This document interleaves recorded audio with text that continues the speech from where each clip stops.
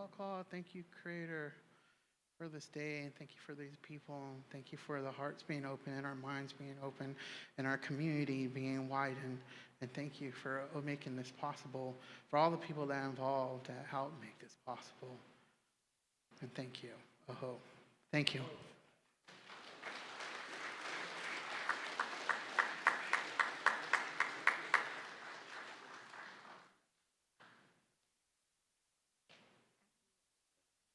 Okay.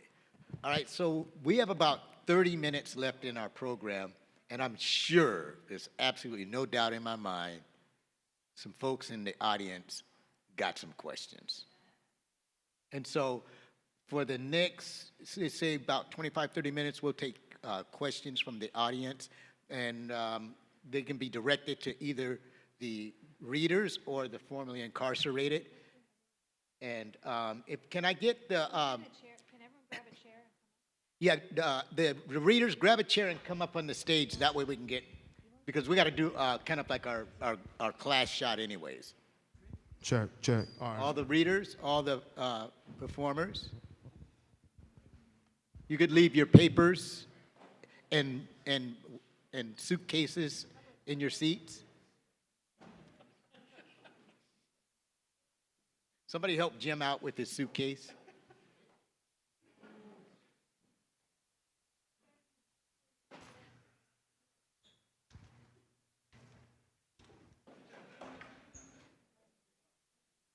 Let me tell you something, man. Oh. Down here. Great, Henry. Great job. All right.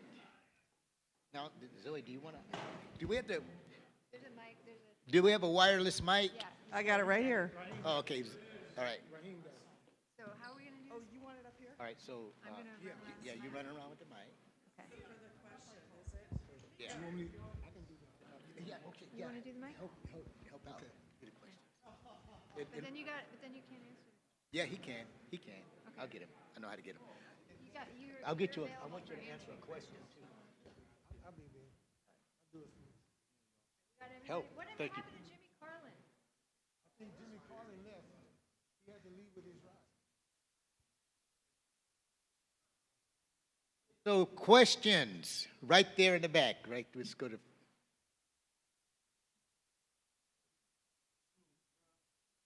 I'm like Oprah. I never give the mic up. Okay. Way to go. Okay, so I really appreciated, thank you for inviting me here, and I really appreciated the writing prompt with a theme. I was eating popcorn, and it was like I was at the movies. My imagination was just rolling. So I want to know what, as writers, those of you who wrote with the prompt, what did you think about that? Like, did you feel it helped your writing, or was it a hindrance, or just whatever you think? Okay, so Thanks. that first question on the writing prompt, I'd like to direct that to Raheem. Could you talk a little bit about that process? And then some of the other participants in that process, if you have something to say about that, we can go to you also. I'm sorry, could you restate? I heard just like that second half of the question. Could you restate? She said, what was the writing process for on the prompt? So that was kind of difficult. As me and a fellow co-writer with some of the other writers were coming up with the idea, we knew that we were going to run into some difficulties because whenever you're writing a collective story, for the most part, you want everybody to kind of be on the same page, but at the same token, you don't want to limit someone else's creativity insofar as like how they would express that story through that particular lens. But at the same token, we found that it was fun because it challenged us all as writers who were used to doing kind of like the same thing, like every year, like everyone just kind of like does their own thing, but having to actually stick to a prompt and be able to actually make sense and have some continuity like throughout. It was very challenging, but at the same token, it was very fun. It was very fun. If that answers the question. With that, next question. Okay, so Kevin, can you respond to that? What was that writing process like for you? So every week, Zoe gives us a writing prompt anyway. And it could be based on a reading. So for me, I found the process to be kind of natural. I've been in the class almost 12 years, so I'm used to the writing prompts.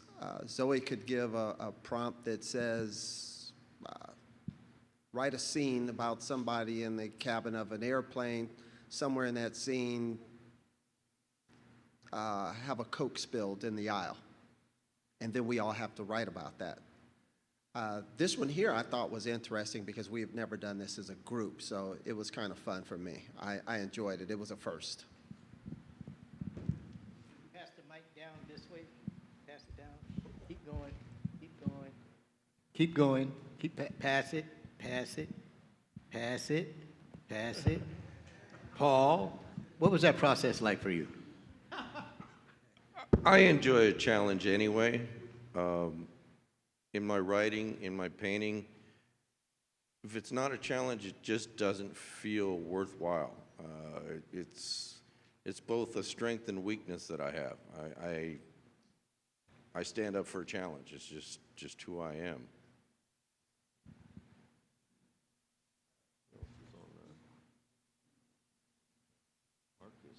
Well, you want another question?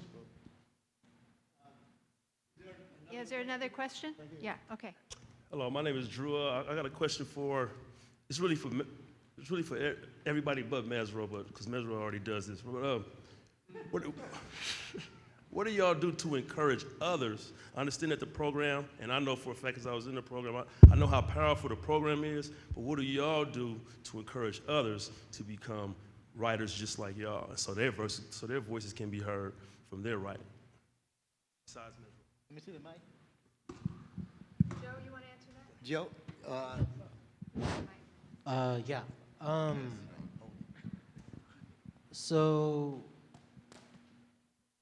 for me coming to writing or any kind of art was like a fascination. I was like, oh wow, this is amazing. And the people around me were like, do you want to try it? No, I don't want to try it. I can't do that type of stuff. But you still hang around because you're still fascinated by it. And then, like, for me, it was like a process. I would start to ask questions, and then they would answer the questions. And they were like technical questions or storyline questions or what have you. And I was like, oh, I know how to do that. And they would say, great. Why don't you, let's try to write something. So, like, for me, I like to do, like a participation style of inclusion, not just grab a pencil and a piece of paper. Now write this. Don't look at me, look at the paper, just that kind of thing. That's not my style. I like to share. I like to be encouraging because that's what the people around me did for me. I honestly believed I had no talent. To this day, I still get surprised when stuff works. But yeah, like I talked to a bunch of my not colleagues, my peers, when I'm at school, and like I'm 40, and like all these kids are like 19, and they're just like, they're talking to me, and they're just like, Joe, I'm thinking about this. I only took this class as like an elective, but it's like your stories and your stuff is really cool. And I was thinking about trying it, and I was like, go for it. Oh, but I'm afraid. And I was like, everybody's afraid. I was like, I'm afraid. I'm scared that I'll never get published. I'm scared my dream will never happen. But I still try. And, and I look at them and I was like, you're 29, right? They're like, no, I'm 19. I'll be like, you got plenty of time to make decisions and make mistakes. So that's what I say. I went a whole extra block around the answer of the question, but I like to include people. I like to share to see if they actually enjoy it rather than are just shot down by it. Big Troy? Yeah, I wanted to answer that question too because I brought 3 members here from the National Park Service. I want to thank them, give them a round of applause too, put them on the spot. One of the things that we've done out at Alcatraz is that being out there, people would come out and they would hear these really antiquated stories about incarceration, right? Or people coming out there because Al Capone was there and all these glorified people of the past, of history, and we wanted to change that, right? And so we wanted to bring modern day stories about incarceration, and there are 2 pieces that we focus on. Personal accountability. I stand strongly on personal accountability, and we also address systemic accountability, right? My power came from me also understanding that I had a personal accountability for the actions that I chose, and then I also understand that there was environmental conditions that contributed to the actions that I chose, right? And so our job is to interface with the public, interface with the community. Every 2 weeks, somebody who's formerly incarcerated, it's your time. Share your story, share what it is, or what pieces of your story that you feel comfortable sharing, and let's build with there. So I wanted to, and like I said earlier, my yard, I'm just on the bigger yard, man. You know, that's it. I'm just on the bigger yard. Program ain't changed.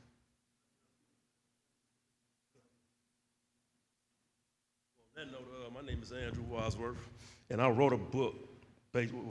Inmates already know, but I wrote a book on my life, basically saying what you're saying, holding myself accountable for murdering Antonio Young on August 16, 2001, when I was 16 years old. And it took me about 15 years to really not blame and not point the finger and not say he made me do it. And it took San Quentin, all these groups and all the different little stuff for me to have, for me to learn, and college for me to be able to break down and be able to write it down and be able to put it in perspective and be able to condense everything and be able to put it, and I put it all in one book. And all the stuff I've learned to do that made it come out very, very quickly. So, and it's published, and it's been going all around places that it needed to go, which is my neighborhood, you know what I mean? And I'm from Oakland, California, and I'm about to be released soon, and I'm gonna be writing another book. And just on that note, that's been my whole life, is showing my story and holding myself accountable and showing these youngsters on how to be able to overcome obstacles and how to prevent yourself from even doing that and picking up guns and all that, you know what I mean? But I'm a prime example of that. And I know this ain't Alcatraz, but it's San Quentin. And if you want a story that you want to go look at, I'm not making a dime off of it, but my story is there, and it's called Brookfield the Jungle. It's on Amazon. And if you want to just check it out, it's a very good, true story, not one lie in it. And I would love to, if you can take it to them youngsters and to them kids or whatever. I think you can free read, you can read it for free and everything. Make sure them youngsters get it, because my story is very authentic and it's very powerful. I feel that. I'll definitely be, and you should make a dime on your story. I believe that. All right. Okay, our next question. Oh, I got him. I'm sorry. I got into Troy, the moment. where are you at? I was in the moment. Boy, that was a good one right there. All right. Being in the moment, that's where we are. Yeah, my name is Mark, and just listening to, and thank you, all of you, for presenting your work. It's just been really inspiring. I'm a lapsed writer. I work, I have a little bit of experience with the criminal justice system myself, so, and I'm fortunate enough to do some writing in my professional work now. There's a book called If You Want to Write by Brenda Euland, and one thing, she's not talking about publishing and how to get something in a magazine or get a book. She talks about the creative spirit, and it really made an impact on me. I love her writing, and it's very short, thin book, but some really great ideas in there. And one question I have is, with the great work that Zoe has brought to this program, what do you feel are the lessons, or what are some of the most important things that you've learned in the program? Who's it? All right, let's see here. What, Kelly, you think you can get that one? Pass that down to Pass that. And then, Yahya, I'll let you to speak on that also. So, as I understand the question, what are some of the most important things that I've learned in the program? I came into the program very shy, reserved, introverted, and beginning with the prompts that Zoe gave us, I was able to learn to be expressive and to build a concept and an idea and to expand on it. And probably the biggest thing is that writing is rewriting. So the story I read today went through like 9 or 10 different revisions, first involving kind of a Hannibal Lecter twist on the lieutenant with a fine Chianti. All right. Zoe didn't think that would go over very well. So anyway, before I got incarcerated, I knew I wanted to write something. I had no idea how. And having been in Zoe's class for about 4 years now, over 4 years, I feel like I can leave this place and get that task accomplished. So it's been very, very productive.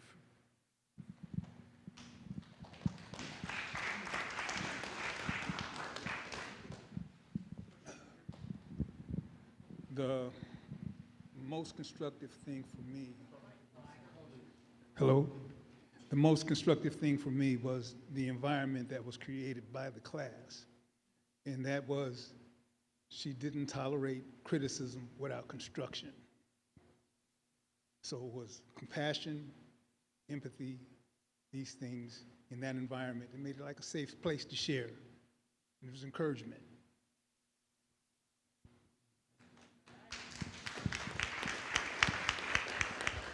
Oh, okay. Next question? Yeah, I'm right here. Maybe I stand up. I'm Tim, and I teach writing in prison. But what really interested me was the way the fiction and the nonfiction kind of works together. And I just wanted to shout out for the moral injury story, the Charles story. The moral injury is a really important thing because it says that prison impacts all of us, the whole culture, just like war impacts the whole culture. And that was a great story. But there were in Osmond's story, the story of, and that's these stories of people's lives. And I look in my own situation of where do you find what Mary Oliver called the emotional freedom in a place where you're not allowed to have emotional freedom on the yard and that kind of thing. How do you find that in Zoe's space and in the space? How have you been able to find that so you could tell your truth in ways that, I always wonder if they're going to cross a line with somebody. I'm really careful about it. I think you're amazingly courageous in the things you say. I can't tell you. I think you're amazingly courageous in things, talking about COs or talking about things in the ways that you do. It's great, and it brings truth, and truth is really important. So I really just want to shout out for Osmond and shout out for the Charles story and a bunch of the other stories that were really. Right. But do you prefer fiction? Do you prefer, things that are related to your life and telling your truth? Yes. In Zoe Mallory's class, I learned to be really very creative. And I challenged myself, even in her class, which we go to like once a week, and it's always a challenge to write different things. And it's a freedom that I love, that gives me peace. So therefore I'm always writing. When I'm sleeping, I wake up, I'm writing. So I never stop.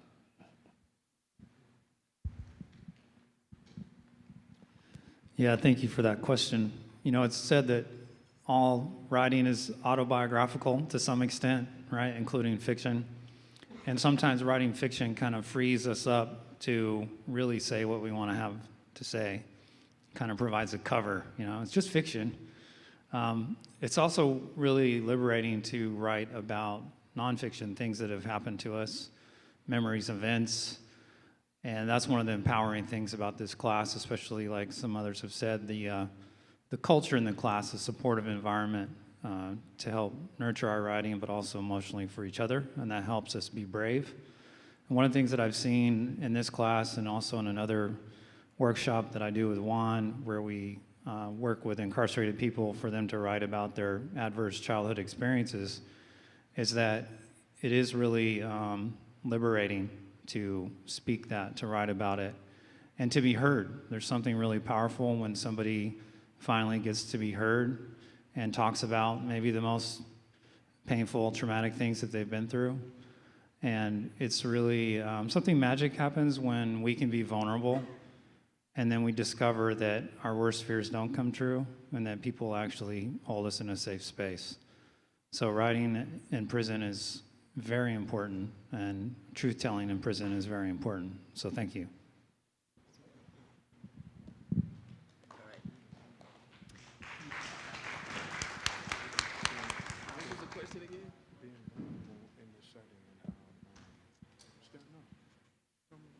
All right, I'm sorry. Can you repeat the question one more time, please? Like writing truth or fiction? Oh. I like fiction. I like fiction. It's much easier. I can be more creative with what I write. Like I said, I am fairly new, so this is all new to me as far as fiction, nonfiction. But is fiction, yeah, I choose that.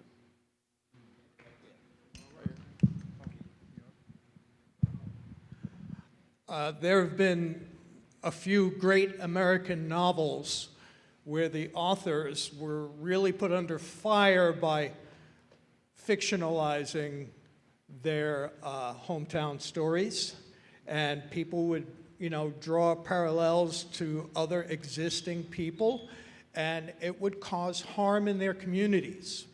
So I love J.R.R. Tolkien and the fight between Gandalf and the Balrog. All right? So fiction there saves me, because I can't reveal the Balrogs in my life. It's just too fucking harmful.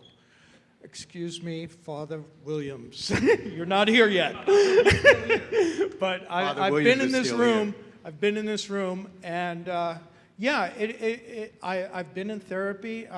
But my life, that is my Balrog to fight. We didn't get to read that scene until Gandalf came back and related his fight, and there was just so many chapters in between until he related that fight. And until I get some more chapters in between, I'm not going to relate my fight with the Balrog.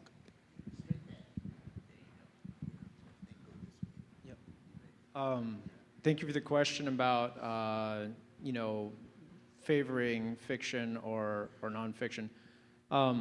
Personally, I am a fan of nonfiction. I consider myself more of a journalist. I do creative nonfiction, but I really dwell on reality. And I think the question about being vulnerable in this space and being able to be emotionally liberated, is a great question. I think that's goes also to one of the other questions that was asked today about what's most valuable about, that we learn in Zoe's class. And fundamentally, it's emotional liberation.